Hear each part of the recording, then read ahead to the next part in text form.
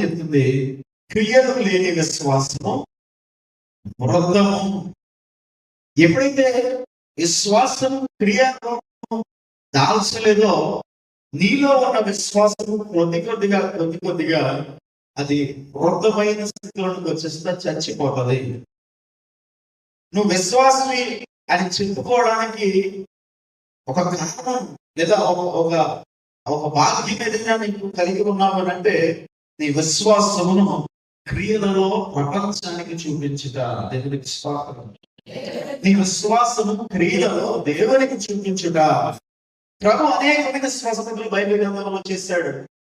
ఆయన చేసిన స్వస్థతలలో కొన్ని ప్రభుని ఆశ్చర్యపరిచిన సంగతులు ఉన్నాయి. దేవునికి మహిమ కలుగునుగాక. ఆయన కొంతమంది యొక్క విశ్వాసం చూసి ఆశ్చర్యపడ్డాడు.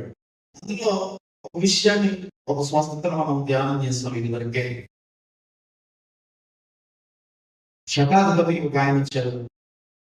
ఆయన అన్నాడు, ప్రభా నా దగ్గర ఉన్న సేవకులు ఒకడు పక్షవాయువుతో బాధపడుతున్నాడు, వాడిని స్వస్థపరచాలన్నప్పుడు ప్రభు అన్నాడు, నేను ఇంటికి వస్తాను అన్నాడు. వాడు ఏమన్నాడు? అతనేమన్నాడు?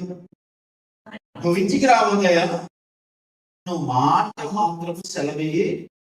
ప్రభు అన్నాడు, రాయించకూడదు. ఆ మాటకు ప్రభువు ఆశ్చర్యపడేది. దేవునికి ఇశ్రాయేలు గ్రంథం చూస్తున్నాడు, మీలో ఎవరిలోనైనా ఇలాంటి విశ్వాసము నేను చూడలేదు. దేవునికి స్తోత్రం.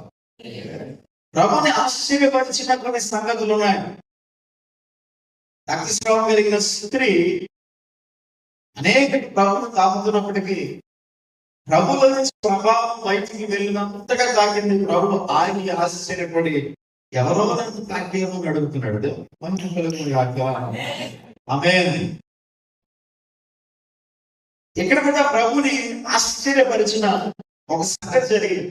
అదేంటి అంటే, ప్రభు కపెర్నహూము అనే పట్టణంలోకి వెళ్ళినప్పుడు యేసు ఊర్లోకి వచ్చాడని అనేకులు యేసు ప్రభు చెప్పుకున్నాను. అనేకులు చెప్పుకోగానే యేసు ప్రభు తీసుకువెళ్ళి ఒక ఇంటిలో ఉంచారు. ఆ ఇంటిలో ప్రభు ఉన్నాడు. ఆ ఇంటిలోనికి రోగములతో బాధపడుతున్న వారు, దెయ్యములతో పీడింపబడుతున్న వారు, ప్రభుతో మాట్లాడాలని ఆశపడిన వారు తండాలుగా తరిగి వచ్చారు. ఒక్కొక్కరుగా లోపల పంపిస్తున్నారు. అయితే ఆ వార్త ఈ పక్షవాయువు కలిగిన వారి యొక్క ఇంటి సభ్యులకు తెలిసింది. ఎవరో వచ్చారంట మన ఊళ్ళోనికి, ఆయన మెస్సయ్య అంటున్నారు, ఆయన అద్భుతమైన స్వస్థతలు చేస్తున్నాడట, ఆయన ఎక్కడ కాదని అక్కడ చదువు